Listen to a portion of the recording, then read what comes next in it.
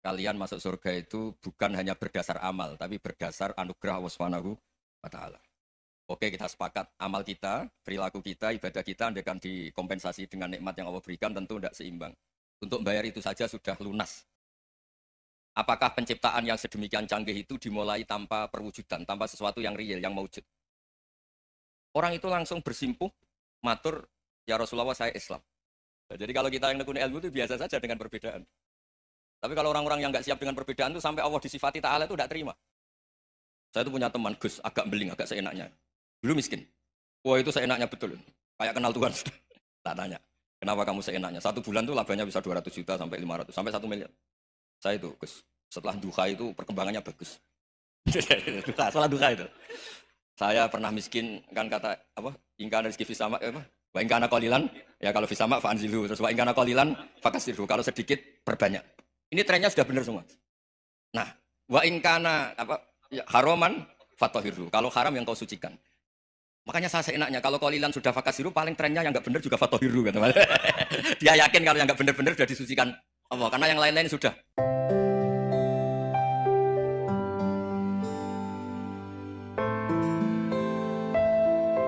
Assalamualaikum warahmatullahi wabarakatuh. Bismillahirrahmanirrahim. Allahumma shalli wa sallim ala nabiyyina habibina Muhammadin sallallahu alaihi wasallam wa ala alihi washabihi ajmain amma ba'du. Semua yang kami hormati,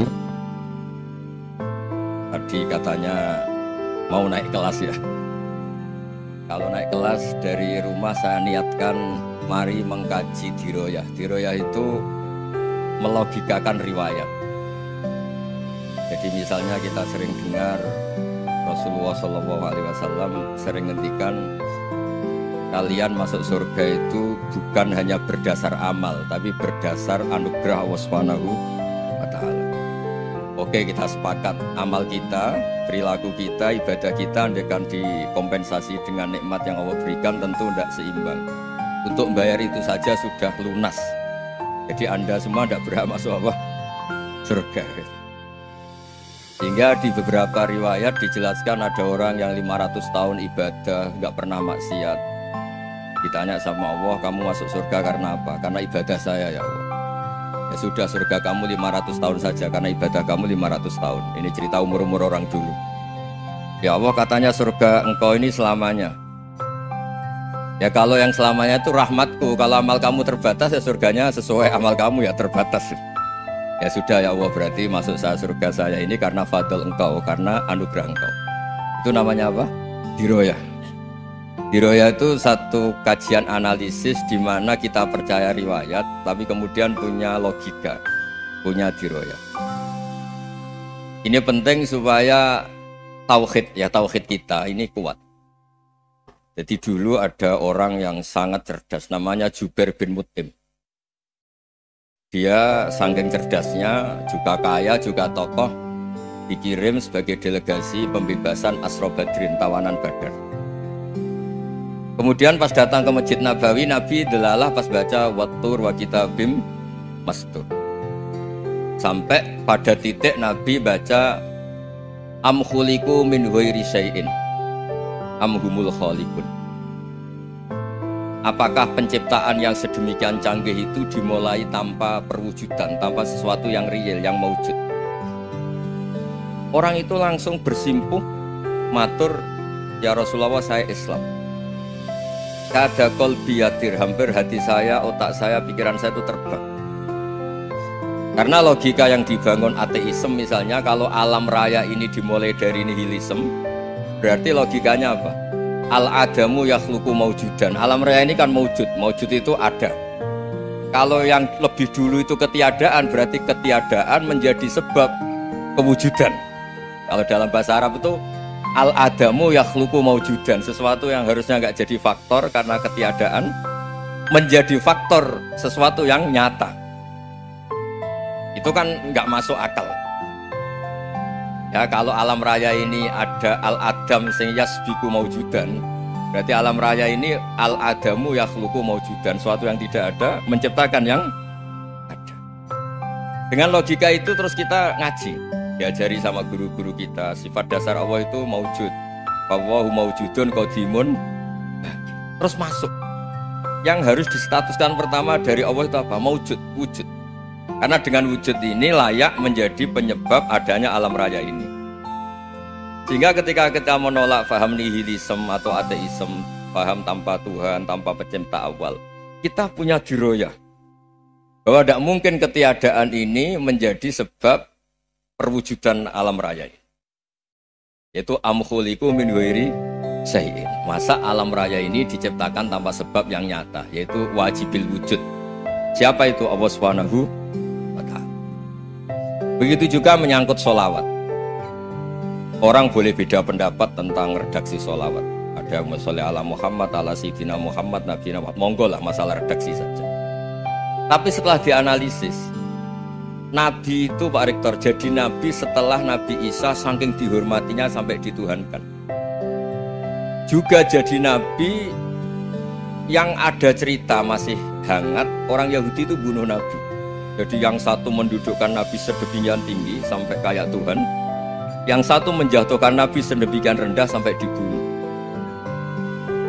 Kayak apa susahnya jadi Nabi Muhammad SAW. Kemudian dengan gampang Hadaddin agama ini bikin syariat yang bernama sholawat. Redaksinya monggo lah sesuai tradisi masing-masing. Allahumma sholli ala Muhammad, Allahumma sholli ala Sayyidina Muhammad, ala Nabiyina Muhammad, monggo. Tapi yang jelas redaksi ini kalau didiroyah dikaji, Allahumma itu Tuhan, Tuhan itu pemberi. Wa Muhammadun wa in jalla qadruh abdun min ibadi. Muhammad apapun tinggi derajatnya tetap berstatus hamba.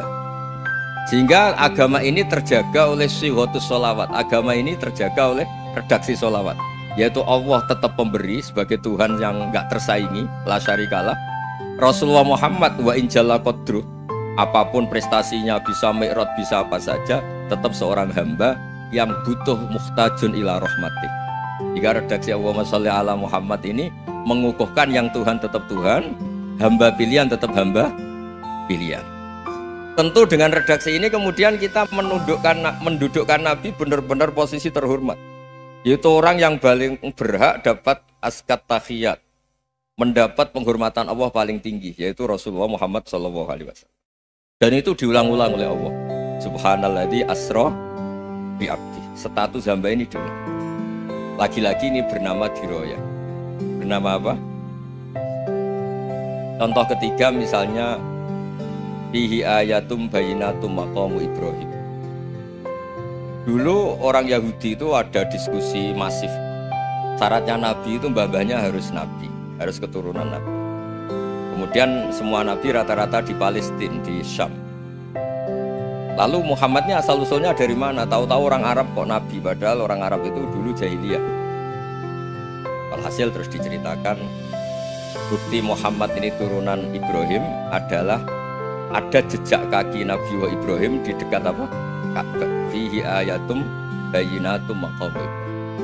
Kalau Nabi Ibrahim pernah di Mekah, artinya beliau pernah meninggalkan turunan yang di Mekah. Itu bernama Nabi Muhammadun sallallahu alaihi wasallam. Itu disebut fihi ayatum bayinatum maqam Ibrahim. Nah, itu namanya diroyah. Diroyah itu satu perilaku keseharian kita beragama, kemudian tahu logikanya. Yang keempat misalnya mangkana yu'minu billahi wal yaumil akhir falyukrim apa? Jaro. Orang yang iman karena Allah dan Rasul maka memuliakan tetangganya. Andaikan pakai hukum sosial, tentu kalau tetangga kita baik, kita baik. Kalau kurang baik kok kurang penggawean kan gitu. Tapi dulu itu pernah ada seorang ulama itu dibully ya, dikerjain sama anak muda tetangganya.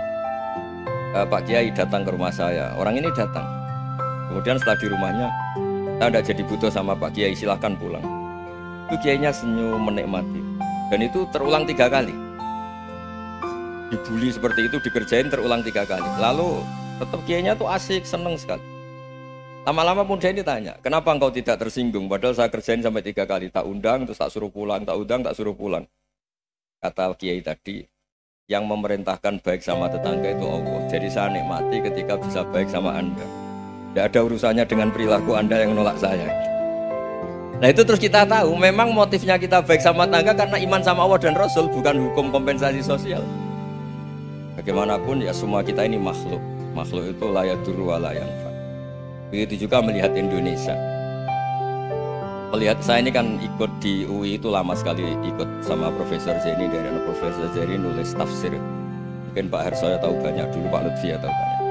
Tapi saya memang nggak pernah terbuka karena ya memang nggak ingin kondisi ini kondisi darurat. Sehingga saya tahu cara berpikir Profesor Zeni, ya tahu komitmen beliau pada UI, dan pendiri UI memang ya banyak yang dari tokoh NU, Muhammadiyah, dari tokoh-tokoh ormas yang lain memang didirikan banyak orang. Hingga UI memang nggak milik ormas apa tertentu. Dari satu sisi memang baik, nggak dikuasai ormas tertentu, tapi nanti kalau keterusan ya nggak berbentuk. Ya sudahlah, dikelola saja, sambil jelas, sambil kadang nggak jelas, yang penting ikhlas tadi. Karena kalau terlalu asobia itu jadi repot. Kita ini yang nekuni fikih itu tahu, kalau udah kuno itu madzhabnya Hanafi, kuno itu madzhabnya Syafi'i. Tahu-tahu seakan-akan Imam Syafi'i itu NU, Imam Abu Hanifah itu Muhammadiyah. Padahal ini orang-orang yang sebelum NU dan apa? Muhammadiyah. Ya, jadi kalau kita yang nekuni ilmu itu biasa saja dengan perbedaan. Tapi kalau orang-orang yang nggak siap dengan perbedaan itu sampai Allah disifati Ta'ala itu tidak terima. Padahal Ta'ala itu maknanya Maha Luhur, yang Maha Agung. Jadi ada seorang kiai kebetulan pidato pertama Pak Rektor. Assalamualaikum warahmatullahi ta'ala wabarakatuh. Ilmu balik kedua ini nggak terima karena itu dianggap bid'ah ada Ta'ala. Hanya dia bilang Assalamualaikum warahmatullahi ta'ala wabarakatuh.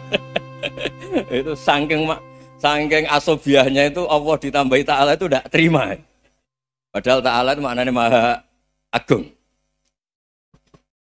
Nah, itu kan jadi repot kalau asobiah gitu. Kalau kita ngadepi perbedaan itu biasa saja. Karena kita mungkin bacanya banyak, lihat hal-hal seperti itu ya biasa saja. Karena dulu itu perbedaan itu urusan sudut pandang. Ya saya ulang lagi, perbedaan itu sudut. Allah yang Tuhan saja sering didebat sama nabi-nabinya. Karena urusan sudut pandang apa? Saya beri contoh ya. Suatu saat Khalilur Rahman Ibrahim itu saatnya meninggal sama Allah, Israel disuruh. Israel itu Ibrahim saatnya meninggal, ambil nyawanya. Setelah datang ke Ibrahim, ya Khalilur Rahman Ibrahim, saya disuruh nyabut nyawa Anda.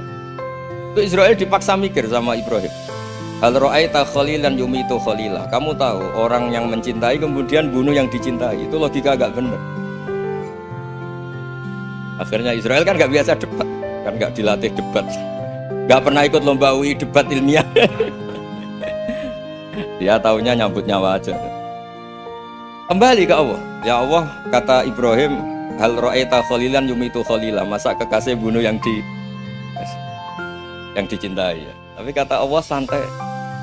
Bilang ke Ibrahim, hal ra'aita habiban yakrahu ayyalqa habibah. Masa katanya dia cinta saya, kemudian ketemu saya tidak berani. Israel mater lagi. Logikanya gini Ibrahim, masa yang dicintai sama yang ketemu yang dicintai nggak berani? Ya udah ketemu aja. Katanya yang meninggal itu. Artinya kamu bisa saja GR tidak mati-mati karena merasa dicintai, atau ingin mati karena mencintai. Nah maksud saya dalam hal-hal seperti ini orang UI pasti gak jelas. Katanya cinta Allah suruh mati ya nggak mau. Gak jelas kan? Dibilang nggak cinta juga nggak mau. Tapi dibilang cinta kalau ukurannya mati juga gak. Nah, tapi dalam banyak hal gak jelas itu penting Pak. Penting sekali. Buatan guyon, saya beri contoh sekian ilmiah, nggak jelas itu penting. Rasulullah SAW itu dalam banyak hal itu disuruh Allah, memang disuruh supaya ngambil sikap seperti itu. Karena Allah itu punya otoritas penuh untuk bikin orang itu baik atau tidak baik. Wahsy itu yang membunuh Sayyid Hamzah, orang paling dicintai Nabi, di antara yang dicintai Nabi. Qatalahu Wahsyun, dibunuh oleh Wahsy. Nabi secara basarnya itu gak suka sama Wahsy. Sampai cara lahir ya ingin corong Jawa, ingin masuk nol. Tapi apa kata Allah? Laisa laka minal amri syai'un aw yatuba alaihim aw yu'adzib. Itu tidak wilayah kamu Muhammad. Malah Wahsy dikasih tobat sama Allah. Khalid bin Walid itu perang Uhud kalah itu karena ide brilian Khalid bin Walid. Pas itu masih panglima kafir. Itu pura-pura kalah, ghanimah dilepas, sahabat turun, pasukannya naik, walhasil orang Islam kalah. Khalid bin Walid akhirnya juga masuk Islam. Orang yang secara basariah Nabi itu gak siap. Kebalikannya juga ada. Sa'labah itu orang sampai gelar hamamatul masjid. Ini pas ngaji mesti ingat salah. Dia di masjid terus. Setiap habis salam tuh lari karena istrinya nyuwun sewu masih berpakaian yang tidak pantas. Kenapa engkau terburu-buru pulang? Pakaian yang dipakai istri saya sekarang saya pakai. Ya pakaian sarung itu kayak Pak Rektor kan fleksibel. Ini khusus mau Ramadan, tidak akan sarungan terus, gak usah khawatir. Jadi ini tadi sudah janjian, saya yang kiai celananan, beliau yang rektor pakai sarung. Jadi iya. Supaya itu barter madhab. Tapi hanya sekali ini aja, bukan. Jadi jangan diharapkan ini jadi tontonan terus-menerus, dan ini barter madhab. Saya sama Profesor Kores juga sering gitu. Saya pakai sarung yang dihadiahi beliau, beliau pakai sarung yang dihadiahi saya. Memang itu tradisi Islam. Tahadau tahabu, kamu saling memberi hadiah maka kamu saling mencintai. Bukan riswah, bukan riswah. Walhasil terus Sa'labah ini buat saya didoakan Nabi supaya saya kaya, supaya tidak sering ganti-ganti pakaian seperti ini sama istri saya. Jangan-jangan kamu miskin itu lebih baik. Ngotot minta didoakan. Didoain Nabi kaya terus lama-lama ninggal sholat, ninggal jamaah. Itu Allah belum tersinggung.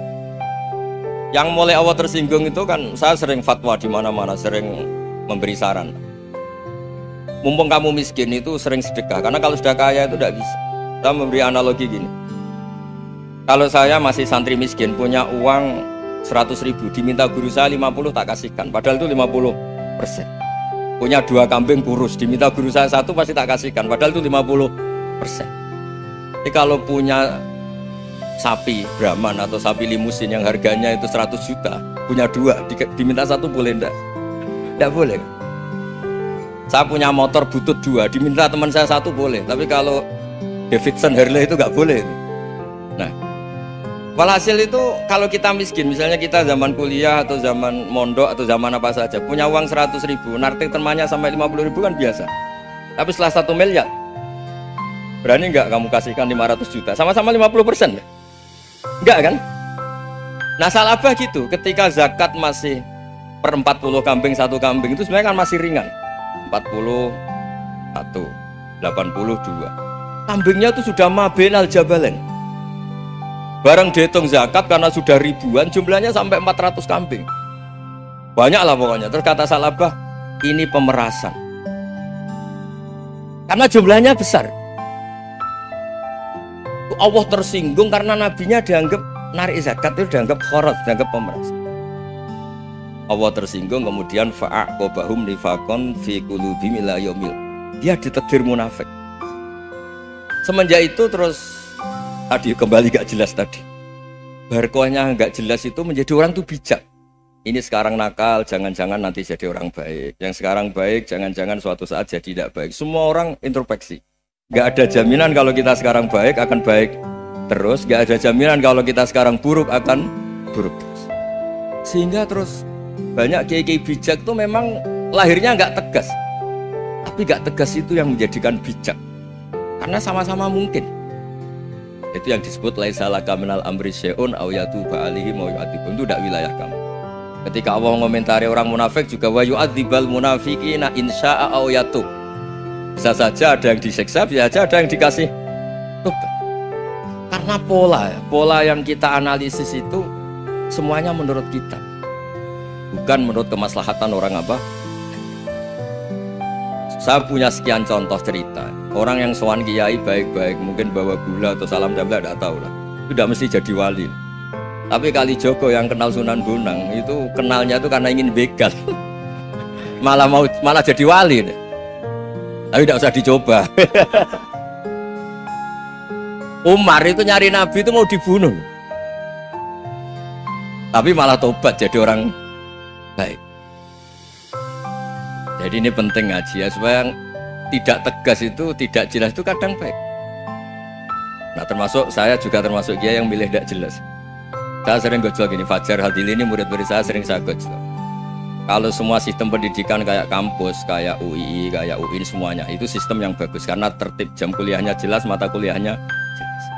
Kalau di pesantren itu Pak Arso itu gak tertib, tapi justru itu enak, ketemu di jalan orang berani tanya. Nah, ini kalau mbak-mbak misalnya menstruasi, mau belajar haid nunggu semester berapa baru tahu. Itu bisa sekian tahun gak sholat karena nunggu pelajarannya baru diterangkan. Mau haji juga gitu, nunggu mata pelajaran haji. Kalau nggak jamnya, nggak mau dosennya ngajarin. Ya, kalau kiai kan enggak, ketemu di jalan tanya dijawab. Jam berapa juga dijawab. Artinya Indonesia itu berkah, ada sistem kampus yang tertib. Ya semoga termasuk tertib gajinya. Tapi tertib gajinya itu juga sebenarnya rugi. Saya sering ada pegawai negeri Gus, tolong doain saja di PNS enak aja. Gajinya tetap. Kata saya nggak mau kalau gaji saya tetap. Kok bisa Gus, enak tiap bulan mesti dapat gaji. Kalau tetap nggak naik-naik kata saya. Kalau kiai gajinya nggak tetap, tapi di atas yang tetap kata saya. Artinya Indonesia itu berkah. Kalau semuanya pakai sistem pendidikan setertib ini, orang mau tanya khaid ya nunggu pelajaran bab haji ya nunggu pelajaran haji. Tapi kalau ketemu kiai itu enggak. Ya pokoknya saya pernah di pasar, Gus mau tanya apa? Anak saya keluar darah terus gini-gini. Padahal biasanya khaid hanya 7 hari gini-gini. Ya sudah, kembalikan ke biasanya, rudat ilal adat. Itu enggak usah sowan ke rumah. Juga enggak registrasi dulu, enggak daftar dulu. Ya ini tidak nyindir cerita saja supaya ini bukti koalisi beneran. Jadi saya yang kiai gak tertib jam, koalisi sama yang tertib jam. Jadi kalau semuanya sistem kampus, nanti pertanyaan itu tidak bisa on time, tidak bisa setiap saat. Makanya Indonesia itu berkah. Kiai-kiai yang alim yang di jalan-jalan banyak, juga kiai yang di kampus dokter-dokter fikih banyak, yang nekuni ilmu umum ya banyak, macam-macam. Itu masalah itu kalau saling mengadili itu baru masalah. Misalnya kiai ngeluh nggak enak jadi kiai tidak punya gaji tetap, yang dosen ngeluh nggak dicium tangannya. Karena memang unik Indonesia itu. Kalau guru fikih kok dosen itu tetap nggak dicium tangannya. Karena pikirannya anak-anak itu sudah bayar disuruh nyium.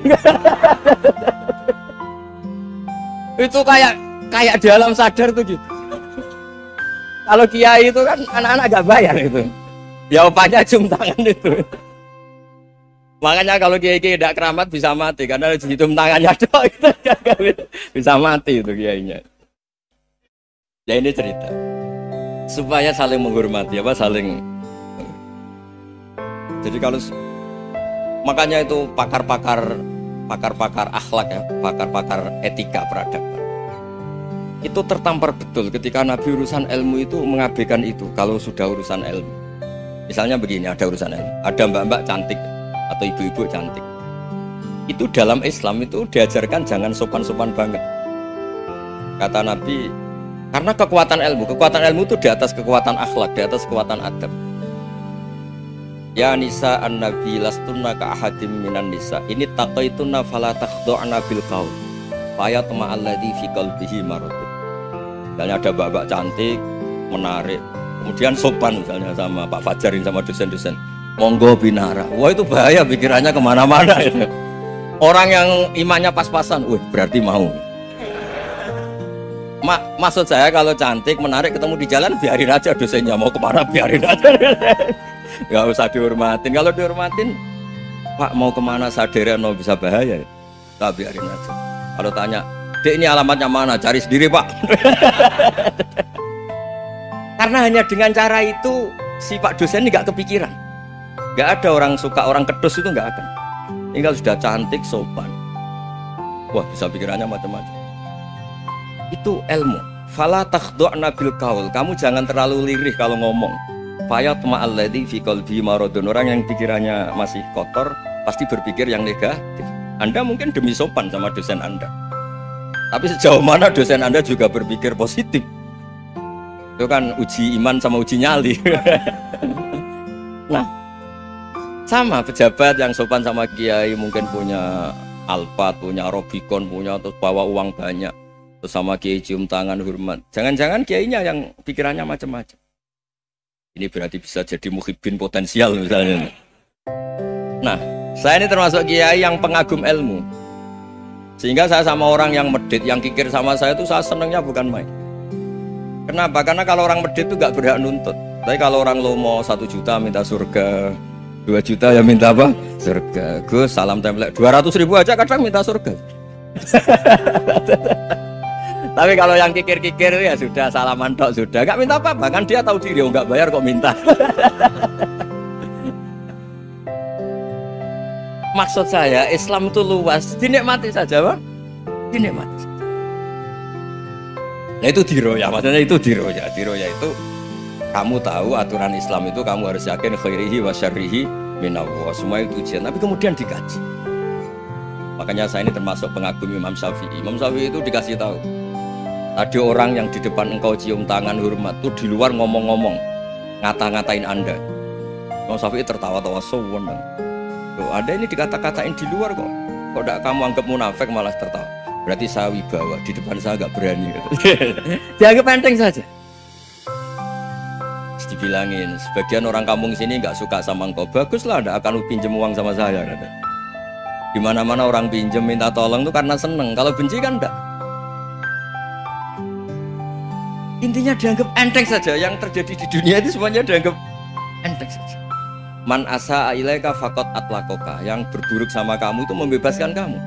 Coba kalau akrab, titip.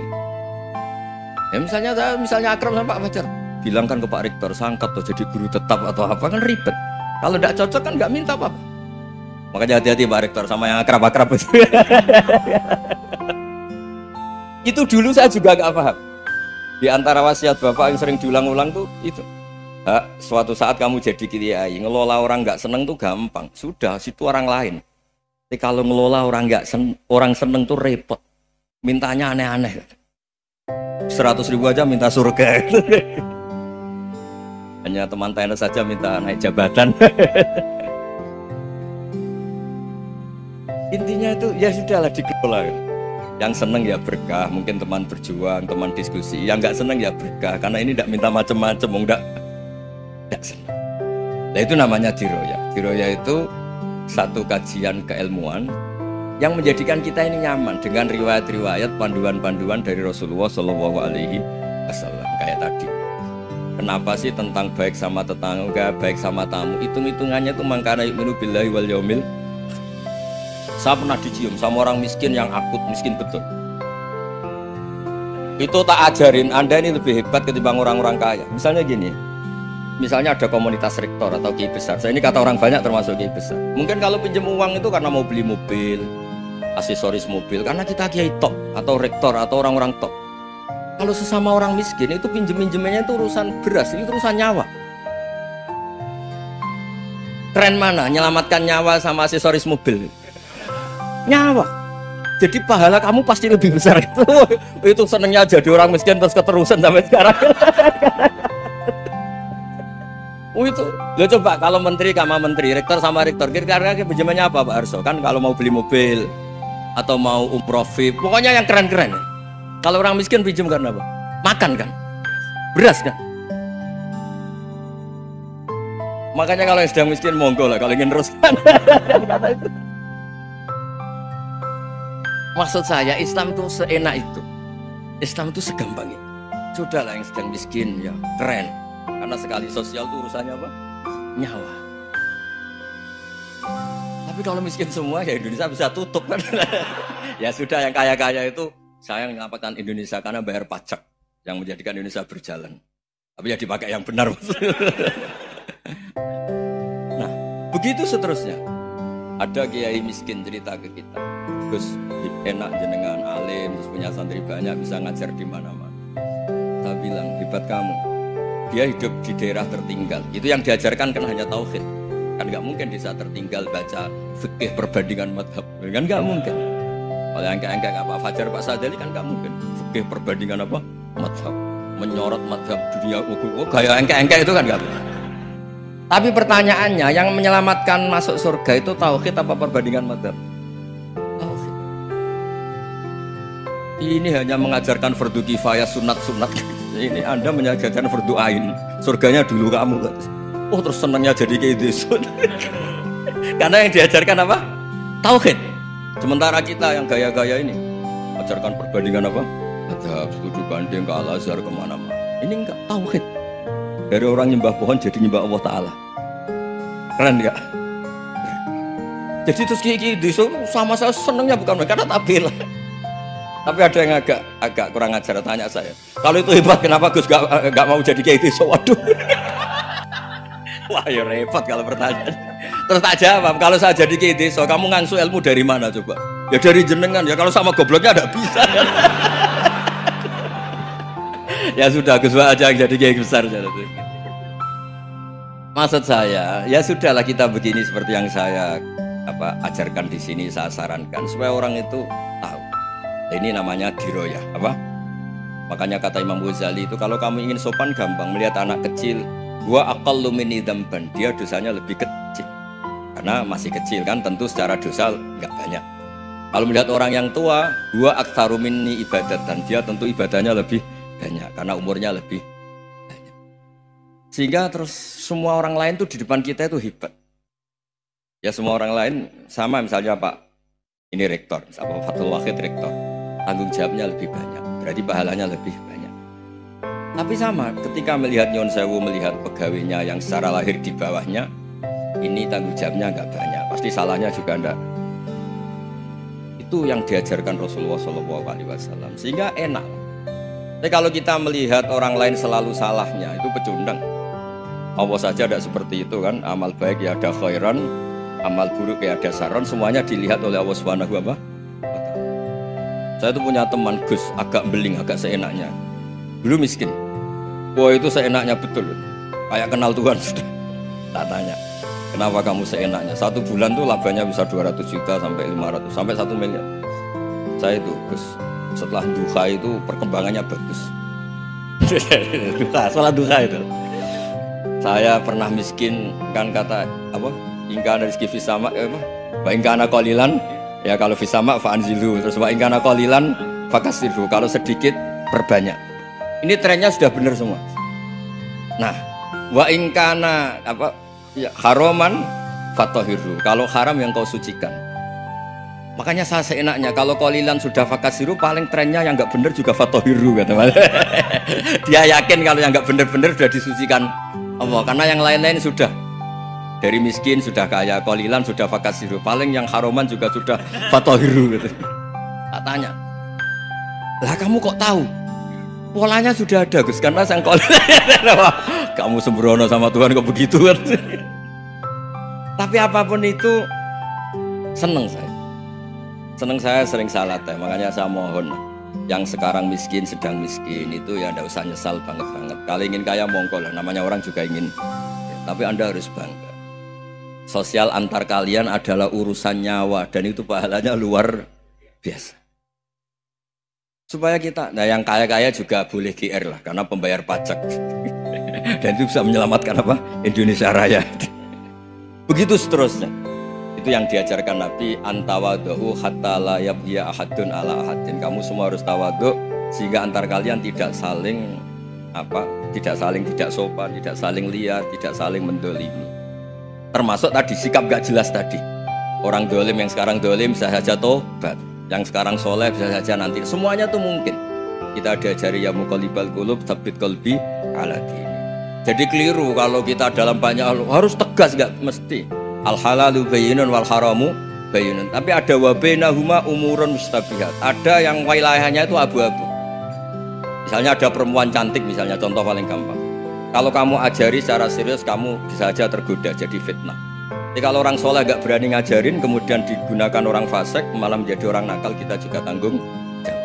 Kamu mau tegas gimana? Wilayahnya sama-sama mungkin. Wilayahnya sama-sama mungkin. Yang dekat pejabat mungkin terkontaminasi KKN. Tapi kalau pejabat gak dekati orang soleh, punya perilaku yang gak soleh, yang repot juga Indonesia kan. Nah hal-hal seperti itu kita tidak perlu ngambil sikap. Maksudnya gak usah ngambil sikap. Ya kita buktikan kalau milih satu madzhab, kita buktikan semuanya lebih baik, semuanya lebih bermanfaat, semuanya lebih berperadaban.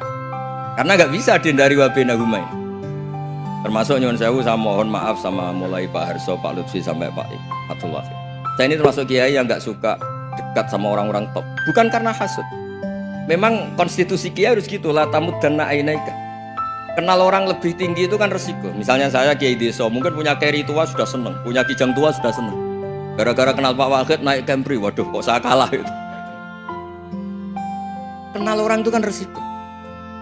Mungkin dosen-dosen sini kalau kenal saya di Rembang juga resiko. Di sini gak ada cium tangan, melihat saya di sana, wah gak enak jadi dosen. Jadi memang harus dibatasin. Sekiranya mungkin orang terus, karena latamu dan nanawa ainaika ilah, kamu jangan sering melihat orang lain yang mungkin secara lahir dapat nikmat yang lebih tinggi timbang Anda. Kalau kamu nggak bisa ngelola hati Anda bisa hasut, Anda bisa dengki. Paling tidak Anda bisa ada syukur. Saya itu sering didolani pejabat, juga sering melihat pejabat di TV-TV. Naik mobil aja ada yang naikkan. Bahkan kalau wudhu itu anduk aja ada yang bawa. Itu kalau yang nggak kuat, weh naik jadi pejabat. Ya makanya terus konstitusi Kiai itu mengatur, sudahlah mata kamu itu kamu batasin. Jangan melihat sesuatu yang potensi menjadikan Anda tidak syukur.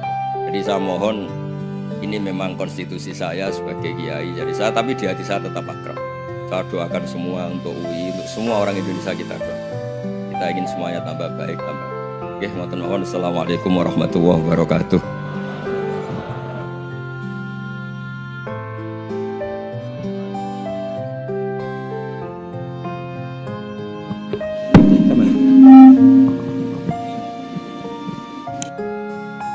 Terima kasih Gus Bah untuk pencerahan yang luar biasa. Kita masih punya waktu 28 menit. Kalau Gus Bah berkenan, apakah ada yang ingin bertanya? Singkat, padat, sebutkan nama. Sana dulu ya. Ya. 3 ya? 3 aja ya. 1. Sini 2.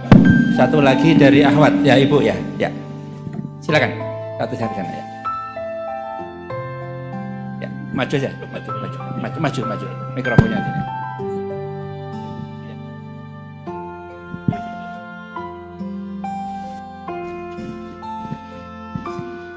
Bismillahirrahmanirrahim. Assalamualaikum warahmatullahi wabarakatuh. Perkenalkan Gus Baha, nama saya Boyi, mungkin agak beda dengan pada umumnya. Saya bukan dari kalangan santri, tapi ketika mendengar ceramah Gus Baha pada awal-awal saya kuliah itu merasa kok kayak sebelumnya kenapa tidak masuk santri aja gitu. Karena ternyata toh yang diajarkan juga banyak dasar-dasarnya atau prinsip-prinsipnya yang sama dari jalur berpikir dan lain sebagainya. Yang ingin saya tanyakan di sini adalah ketika Gus Baha menyampaikan tentang diroyah. Mungkin singkat saja Gus, apakah diroyah ini alat atau ilmu universal yang bisa digunakan ketika berdialog dengan orang-orang yang mengatakan itu kan kaidah kalian gitu, itu kan kaidahmu. Ada hal-hal yang memang tidak bisa dipersamakan atau tidak bisa digeneralisir. Ya mungkin seperti itu Gus. Dan juga yang terakhir, kalau boleh saya izin bersalaman boleh Gus. Kesempatan. Oke, Assalamualaikum warahmatullahi wabarakatuh.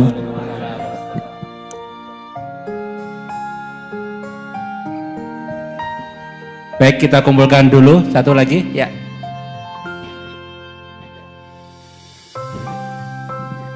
Cek. Bismillahirrahmanirrahim. Assalamualaikum warahmatullahi wabarakatuh. Ya, perkenalkan saya Taufik Satrio, biasa dipanggil Tosa. Ya. Ya. Singkatan. Baik, langsung saja mungkin untuk pertanyaannya. Di Yaumil Akhir nanti kan ada yang namanya Yaumil Mizan. Itu pertimbangan gitu kan. Nah, itu bagaimana kalau timbangannya itu sama? Artinya seimbang. Apakah itu nanti akan berada di tengah-tengah antara surga dan neraka atau seperti apa? Kemudian yang kedua itu terkait dengan perbuatan buruk ke orang lain. Ketika kita berbuat buruk ke orang lain itu kan kita istilahnya zalim kepada orang lain. Tapi di lain sisi itu secara zahir kan seperti itu. Tapi di lain sisi di akhirat itu kan kalau secara pahala kita itu membantu orang lain mendapatkan pahala.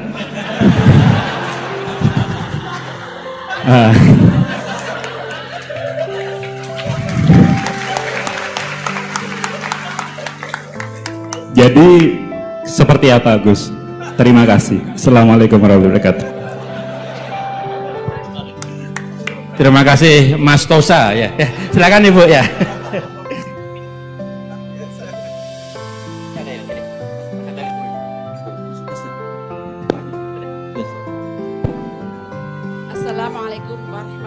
wabarakatuh.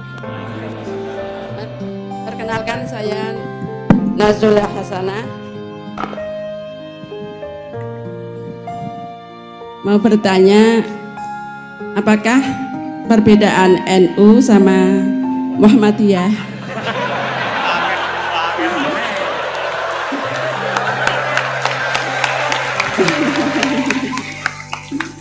Tadi kan dijabarkan.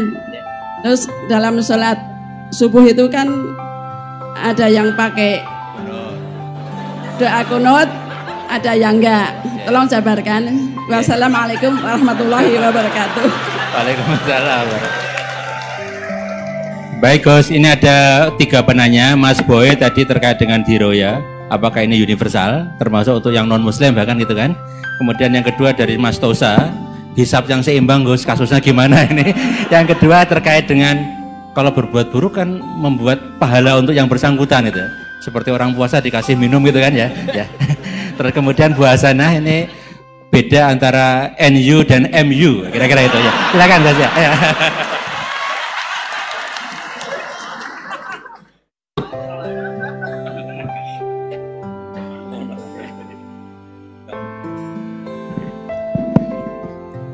Bismillahirrahmanirrahim. Sebelum saya jawab, saya senang kalian semua senang dengan sesuatu yang taat itu.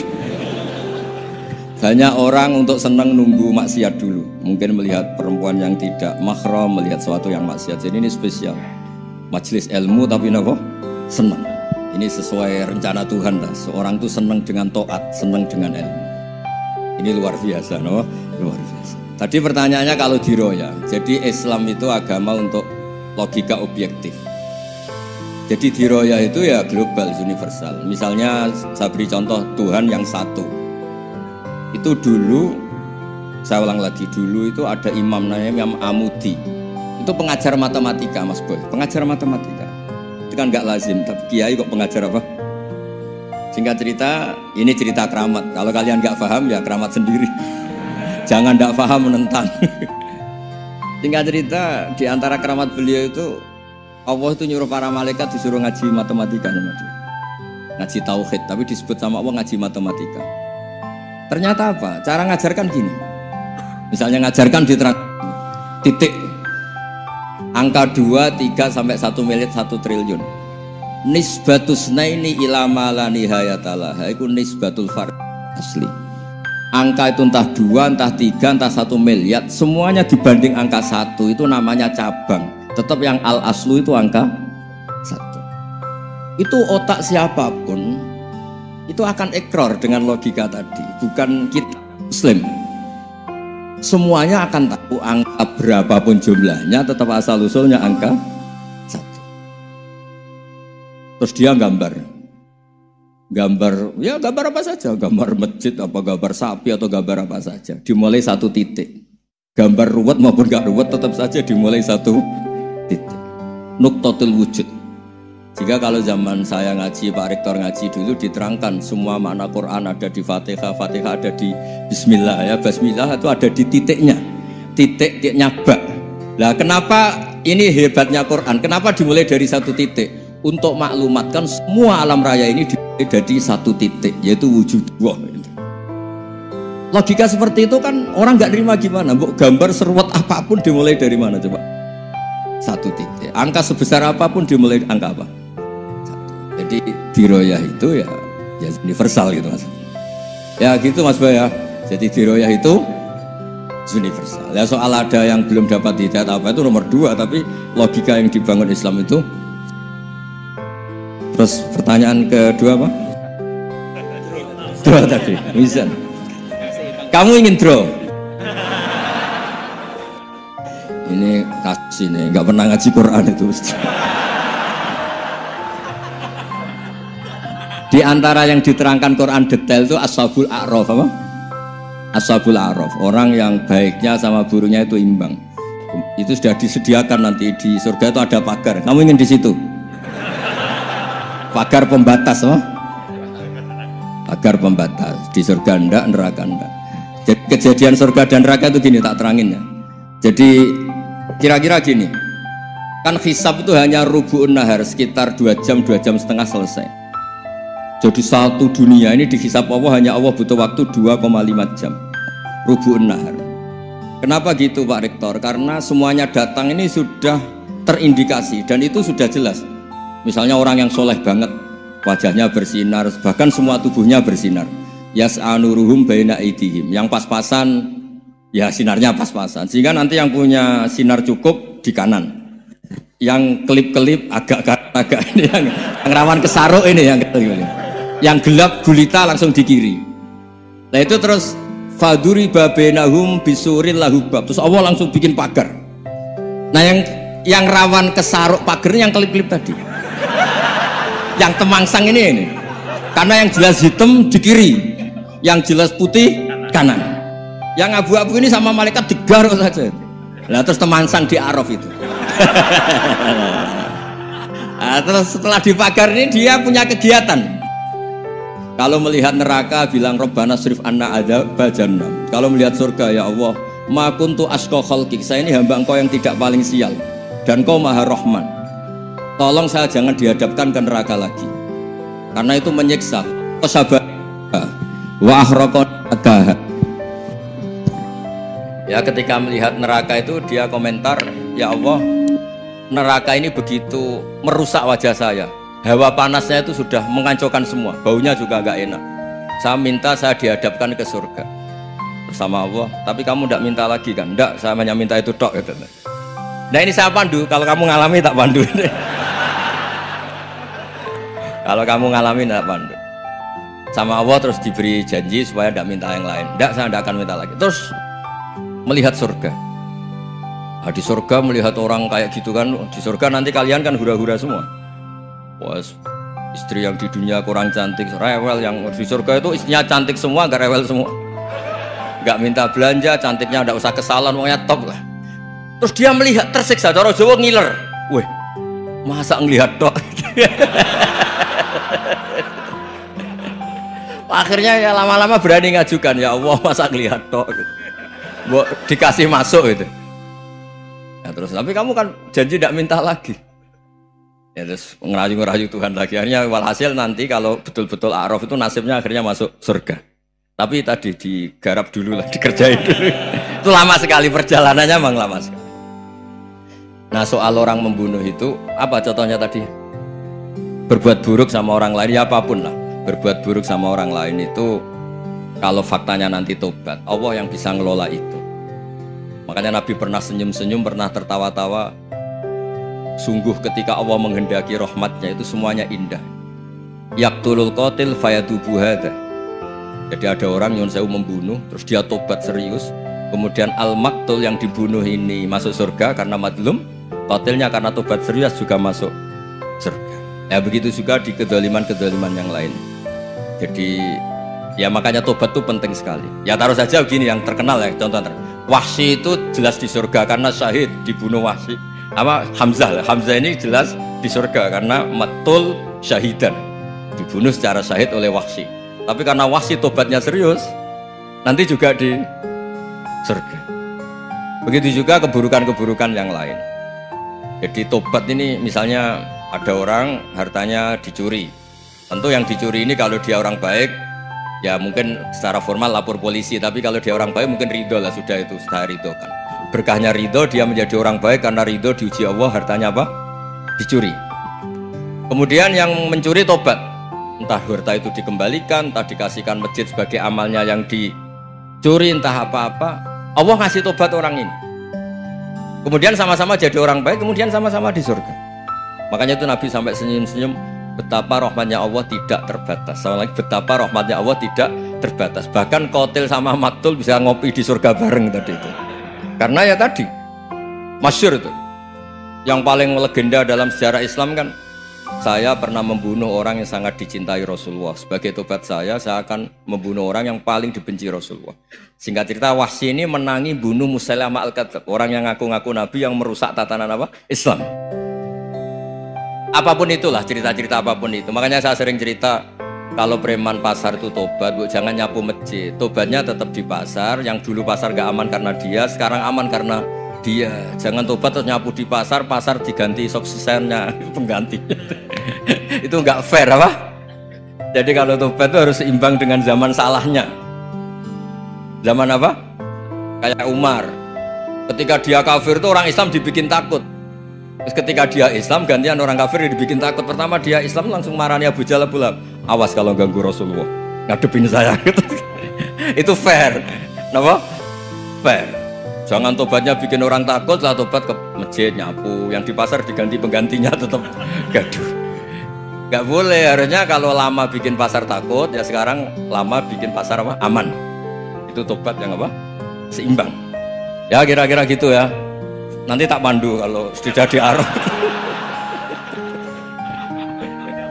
Terus gimana? Yang ketiga NU sama MU. Satu itu beda seragamnya dan logonya.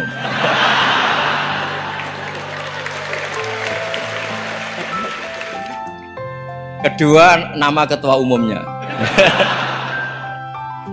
Ketiga tanggal acara besarnya. Muktamar Muhammadiyah dan NU itu beda. Sudah beda satu abadnya. Tentu dulu Muhammadiyah. Tapi begini ya, perbedaan itu nggak bisa dihindari karena tadi ada sudut pandang apa? Ada sudut pandang itu nggak bisa dihindari. Ini cerita yang nyata ya. Saya ulang lagi, senyata-nyatanya.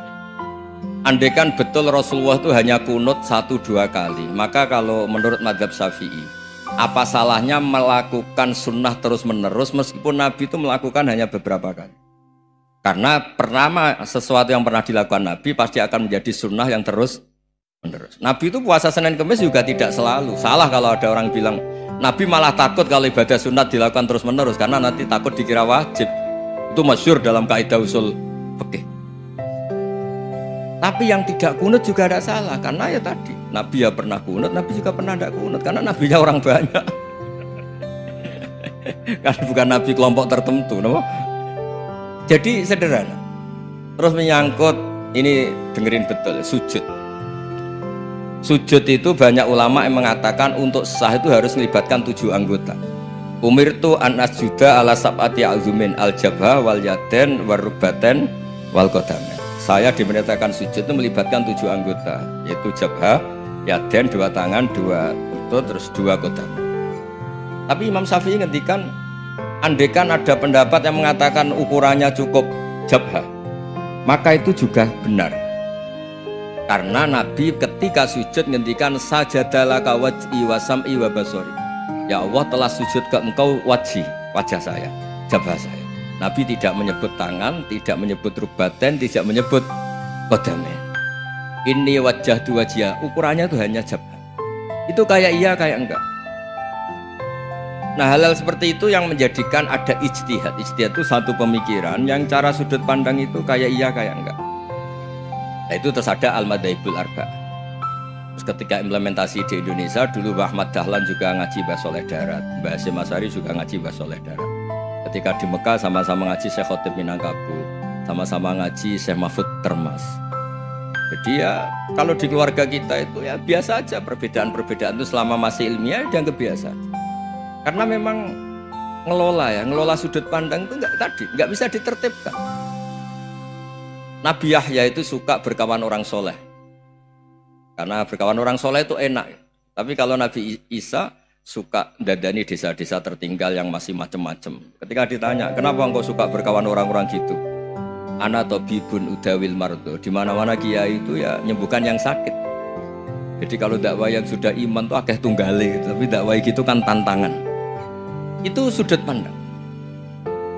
Ada nabi itu yang tertawa terus guyon terus, yang satu murung terus.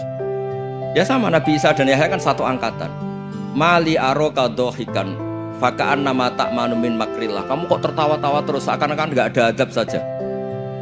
Yang satu tanya, mali aroka abisan kaan nakata kena tumir rahmatillah. Wong kok murung terus, kayak dunia orang rahmat deh. Nah anda ini orang hebat. Guyu banter ya iso, nangis banter ya iso. Nah itu sudah orang kombinasi itu. Isa ya mau, ya mau, Muhammadiyah ya gelem, NU ya gelem. Ya maksudnya sudah biasa aja. Karena tadi konstitusi NU yang mengatakan ibadah harus ikhlas karena Allah, Muhammadiyah juga sama harus ikhlas karena ya sudah, kalau karena Allah sudah selesai kan.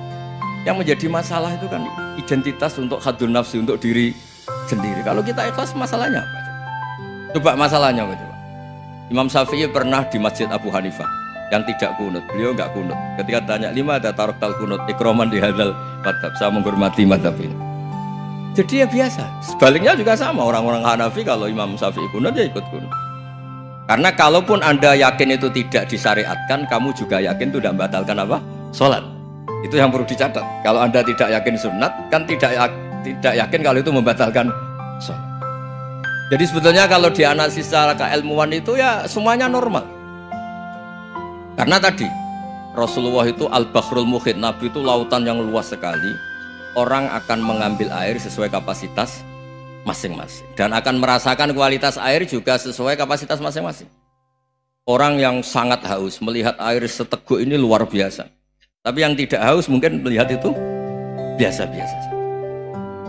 Jadi makanya saya mohonlah, sudahlah itu biasa aja, apalagi secara sanad ya sama, secara tradisi sama. Ya soal perbedaan harus dengan NU, antara Muhammadiyah juga biasa beda. Mungkin di UI antar rektorat juga beda-beda. Yang satu suka dekat rektor, yang satu suka enggak. Monggo asal itu niatnya ikhlas. Terakhir saya beri cerita, ada sahabat ditanya sifli wajah Rasulillah, coba tolong saya ceritakan wajahnya Nabi kayak apa. Sahabat tuh nangis senangis-nangisnya. Kenapa engkau menangis? Saya itu tidak pernah melihat wajah Rasulullah SAW. Loh kenapa? Engkau kan sahabat. Sungkan. Sebagai bentuk penghormatan saya tidak berani melihat wajahnya. Sebagai bentuk penghormatan pada waktu Nabi, saya tidak berani sowan. Nabi di dalam punya keluarga, punya istri, punya cucu. Kalau saya sowan tuh ganggu. Ya masuk akal. Bentuk hormat itu tidak ganggu kan. Tapi ada orang-orang yang bentuk hormat, bentuk sayang itu sering datang ke majelis Nabi. Sama-sama masuk akal, bisa didebat gimana? Sama-sama masuk akal. Ya sudah, itu ijtihad, maksudnya itu ijtihad, itu sudah sama-sama masuk akal. Abul Hasan Asyadili itu kalau kemana-mana pakai mobil mewah, pakai baju mewah. Ketika ditanya, Anda ini ulama kok pakaiannya mewah, mobilnya mewah? Ben wong ra kepikiran nyangoni. Lah tapi nek kowe tawaduk melas, terus dibalik numbalmu sakit. Ngonang ra iso mulai kiai ini. Ya tapi misalnya semua gitu mesti ada yang salah paham, itu keangkuhan. Tapi kalau semuanya kelihatan gembel, nanti orang trauma jadi kiai. Takut kayak itu. Ya sudah, itu wilayah ijtihad, sudah tidak usah ya, pokoknya sudah, yang penting ikhlas. Anda berani tanggung jawab nanti ketika ketemu Allah Subhanahu wa taala. Dawe Kanjeng Nabi nak nerangno cek gampange. Kowe ora usah kuwatir masalah cukupe rezeki. Pangeran niku ora ngarep bangkrut. Delok pangeran mulai gawe langit bumi ku makani kewan pira wae termasuk dinosaurus, onta, gajah. Lho nganti saiki kok ya ora entek. Apa meneh manganem trimo sak piring. Jadi pangeran nak gawe contoh, Kanjeng Nabi nak gawe contoh cek gampange.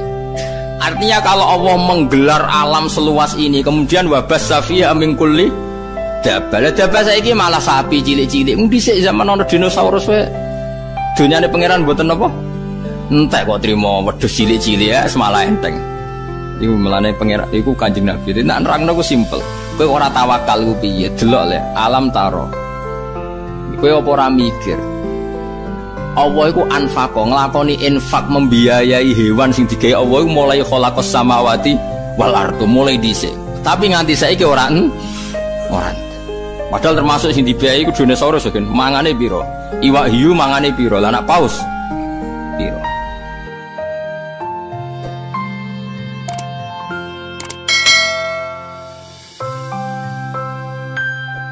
Jadi ketika Quran mulai menarik dikaji di Arab atau di Mekah Madinah, Nadhr bin Haris itu mengimpor buku-buku saking Yunani, saking Romawi, saking Persia.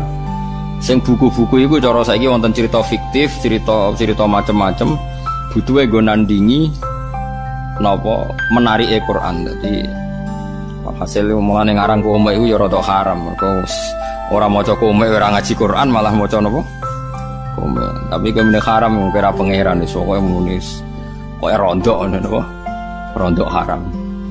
Dikunane kuno niku kitab suci iku ya ditandingi mbek kitab-kitab sing ora penting. Kan manusia itu suka hal yang nggak penting. sing ringan, sing gak penting. Lah niku Nadhr bin Haris itu tiange pinter. Dadi dekne menjual buku-buku, cerita-cerita fiktif, cerita-cerita sing aneh-aneh, butuhe wong Islam ben gak sibuk belajar napa Quran. Dadi lahwal hadis itu nak cara Imam Suyuti mboten menyangkut musik.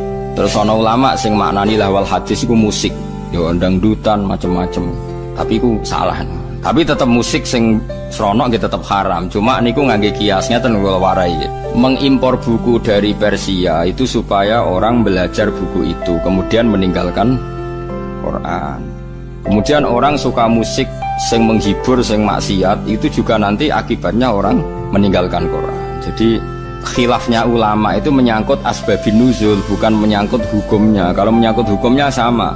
Cek musik, cek buku, cek apa saja sing kira-kira menggantikan fungsi orang Islam belajar Quran, iku ya melok wa minan nasi mayastari nawa lahwal hadis. Paham ya? Dados itu hukumnya sama. Khilafeu ning asbabun nuzul. Wa teman iku An-Nadhr bin Haris, iku Nadhr bin Haris. Kana ana sapa Nadhr iku yakti, iku nekani sapa Nadhr Al-Khirah ing daerah Khirah. Niku nama daerah. Bareng teko ning kawasan kono yatajiru iku dagangno utawa kulaan sapa Nadhr fayastariya, mongko tuku sapa Nadhr to fayastari, mongko tuku sapa Nadhr kutuba akhbaril a'ajimi, ing pira-pira tulisan to kitab buku berita-berita tentang wong ajam. Wa yuhaddisu lan nyritakno sapa Nadhr biha ing kutub diceritakno ahla Makkah ta ing penduduk Mekah. Wa yaqulu lan ngucap sapa Nadhr bin Haris inna Muhammadan yuhaddisukum ahadisa Ad wa Tsamud. Inna Muhammadan saten Muhammad yuhaddisu nyritakno sapa Muhammad wong sira kabeh ahadisa Adin ing pira-pira cerita tentang kaum Ad wa Tsamud lan kaum Tsamud. Wa ana uta ingsun wa hadisu nyritakno ingsun kum ing sira kabeh ahadisa Farisa ing pira-pira cerita wong Persia, wa Rumi lan cerita wong Rum. Jadi Muhammad itu senengane nyritakno wong sing wis mati. Kaum Ad, kaum Tsamud itu wis mati diceritakno. Aku nyritakno berita sing news sing terkini. Jadi kurang ajar tenan. Jadi repote kelakuanem yo koyo ngene iku. Jadi berita sing terkini mbek Quran iku luwih seneng terkini. Ya asline yo rontok masalah. Tapi kira usah muni rodok kafir, rodok masalah. Fayastamlihu mongko ngrasa nyaman, ngrasa nganggep manis, maknane mongko nganggep apik sapa penduduk Mekah atau penduduk Mekah Madinah hadisahu ing critane Nadhr bin Haris. Wa yatrukuna lan ninggal sapa ngakeh ninggal istima' al-Qur'ani ing ngrungokno Qur'an. Itu jadi masalah. Dadi sinten mawon yang mengalihkan orang dari belajar Quran itu mlebu ning napa wa minan nasi mayastari napa lawal hadis. Cek kowe iku darani asbabun nuzule perkara musik, cek perkara dangdutan, cek perkara napa impor napa buku. Ngeten kula critani, cek dangdut itu cek mandine. Kanjeng Nabi ora wis wong paling disenengi sahabat, paling dihormati sahabat. Niku nate pas khutbah, ya khutbah Jumat nih. Wonten mira niku perdagangan kafilah besar. Kunane kuno niku pedagang wis nakal, dadi nggawa musik ambek beto penyanyi. Kira usah bayangno penyanyi piye, macae piye, kok pikiran ngeres, pokoke penyanyi. Wis disetel riyen ora ono tip, dadi langsung penyanyi langsung, dadi malah seru no. Lha iku Kanjeng Nabi pas khutbah iku iso sahabat do bubar. Mau karek rolas. Piye ge jajal? Dadi aku kaji ndang terus rugen melayu sik. Sing karek iku Mustofa iku mergo terahum, mergo napa ora perkara khusyuk. Dadi sekunane kuno, mulane nek ana kiai ngaji itu santrine do ndelok iku ya aja mangkel. Tetep haram ta aja Kanjeng Nabi rek kekasih pangeran. Ya tahu ditinggal sahabate ndelok dangdut. Ya wis disebut wa idzaru au tijaratan aw lahwanin faddu ilaiha wa taraku ka qaima. Jadi sahabat temat nek roh musik utawa dangdut kowe dimbarno ngadeg dhewean. Mulane cara Imam Syafi'i khutbah iku syarat rukune kudu ngadeg. Mergo Quran nyritakno Nabi pas khutbah iku wa tarakuka qaima, mereka meninggalkan kamu dalam posisi berdiri. Mulane jare madzhab Syafi'i niku khutbah kudu napa? Ngadeg syarat saya. Nah cara Abu Hanifah nggih mboten ra kudu ngadeg, butuhe khutbah ngandani cek ngadeg cek lungguh. Pokoke Abu Hanifah ku gampang kabeh. Penak kok cara ndekne iku gampang. Ngadeg ya piye ngadeg ngandani kok ambek lungguh. Makanya ada ulama yang mengatakan lahwal hadis itu musik. Karena dianggap ayat ini sesuai atau semunasabah mbek wae napa wa idza ra'au tijaratan aw lahwanin faddu ilaiha wa taraku kana qaima. Jadi itu teng riwayat-riwayat hanya 12 sahabat yang enggak ikut bubar termasuk Abu Bakar Umar. Bayangno untuk Nabi ribuan karek mau pinten? Alasannya lucu. Ketika ditanya, apa kamu karena benci Muhammad? Ndak, Rasulullah itu orang yang paling dicintai. Tapi kan Kanjeng Nabi mulang bedino. Tapi nak ono musik warang-warang. Mulane zaman akhir do beling ini iki ya ono sanate, paham gitu. Dadi ono napa? Sanate. Dadi nak kiai mulang rak bedino. Tapi nak ono konser kan arang. Yo duwe dale. Paham gitu. Mulane iku yo sangel tenan. Dadi kiai iku yo angel tenan. Jadi kunane kuno itu macam-macam. Jadi tijarotan aulahwan. Jadi angger perdagangan itu sak paket mek napa? Lahwan itu pokoknya barang sing iso ngenggokno sangka Quran atau sangka zikir.